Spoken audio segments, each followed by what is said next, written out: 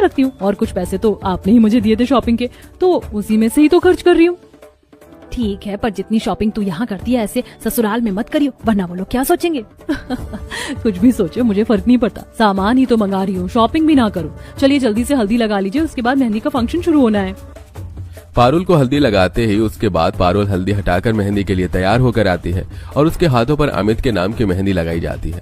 अगले दिन वो छोटी बहन वर्षा के साथ पार्लर में तैयार हो रही होती है। तब उसकी मेकअप आर्टिस्ट कहती है, अरे वाह, तुम्हारा लहंगा तो काफी सुंदर है। वैसे इसके साथ तुम्हारा ब्राइडल पर्स का है? तुम्हें अपने लहंगे के साथ पोटली पर्स मिला होगा ना, जो आजकल काफी ट्रेंड है। ये आप क्या बोल रही हैं? पोटली पर्स? ओह माय गॉड, मैं इसे भूल कैसे सकती हूँ। मैंने तो उसे परचेज भी नहीं किया।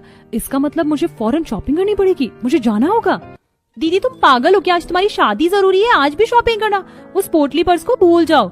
नहीं, मैं अपनी शादी भूल सकती हूँ, लेकिन उस पोटली पर्स को नहीं। सुनिए, आप मेरा जल्दी से मेकअप कर दीजिए, मैं रेडी होकर सबसे पहले अपने लहंगे वाले के पास जाऊंगी और तू मेरे साथ चलेगी। जब तक कोई ऑटो ढूंढ लेना। ठीक है दीदी। फिर पारुल का जस्ट मेकअप हो जाता है तो वो दुल्हन के जोड़े में अपनी बहन के साथ ऑटो में बैठकर लहंगे की दुकान पर पहुंचती है, जहां पोटली पर्स कुल 6000 का होता है। ओह माय गॉड, ये इतना एक्सपेंसिव है, मेरे पास तो इतने पैसे हैं ही नहीं। मैंने मुआ को दे दिए। वर्षा, जल्दी से अपने जीजू को कॉल कर, वही पैसे ट्रांसफर करेंगे।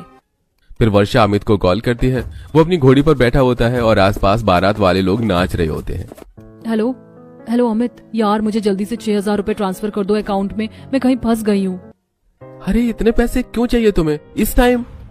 यार ये सब बाद में पूछ लेना, फिलहाल पैसे कर दो ना। फिर अमित पारुल को पैसे ट्रांसफर कर देता है, जिसके बाद पारुल अपना मैचिंग पर्स लेकर बहन के साथ शादी की वेन्यू पर पहुंचती है और अपनी एंट्री के बाद मंडप में अमित के साथ शादी करती है। तब, अच्छा तुमने मुझसे इतने सारे पैसे क्यों लिए थे, अब तो बता दो। ये सुन खुशी से पारुल अपना हाथ आगे करके पोटली पर्स दिखाती है। ये देखो, ये रह गया था तो ये खरीदा मैंने उस टाइम। व्हाट? तुमने इतने सारे पैसों का ये अजीब सा पर्स लिया है? लास्ट मिनट में तुमने शॉपिंग की है? Come on Parul. अरे कुछ नहीं हुआ, तुम बस शादी पर ध्यान दो। ये बात पीछे बैठे सास ससुर सुन लेते हैं। ये भगवान, बहू ने यहाँ आने से पहले भी शॉपिंग करी है, बताओ। वही तो, मुझे तो बहुत बहु खर्चीली लग रही है। चलो छोड़ो, देखते हैं बाकी क्या होता है। कुछ देर में धूमधाम से शादी हो जाती है। फिर सुलोचना अपनी बहू का गृह प्रवेश कर उसे घर में लाती है। शादी के कुछ दिन गुजरते हैं। 4 दिन बाद दरवाजे पर घंटी बजती है और सास को एक पार्सल मिलता है। अरे ये किसका पार्सल है? सुप्रिया, तूने कुछ मंगाया है? अरे माँ, इस पर भाभी का नाम लिखा है। पारुल वहां से गुजर रही होती है कि अपना पार्सल देख नंद के हाथ से छीन लेती है। अरे लगता है मेरा पार्सल आ गया। ओह माय गॉड, मेरा फेवरेट पर्स। बहू, अभी नई नई शादी हुई है, तूने पर्स क्यों खरीदा? वो शादी वाला पर्स इस्तेमाल करती ना। माँ जी, वो मेरी शादी का पर्स है, अब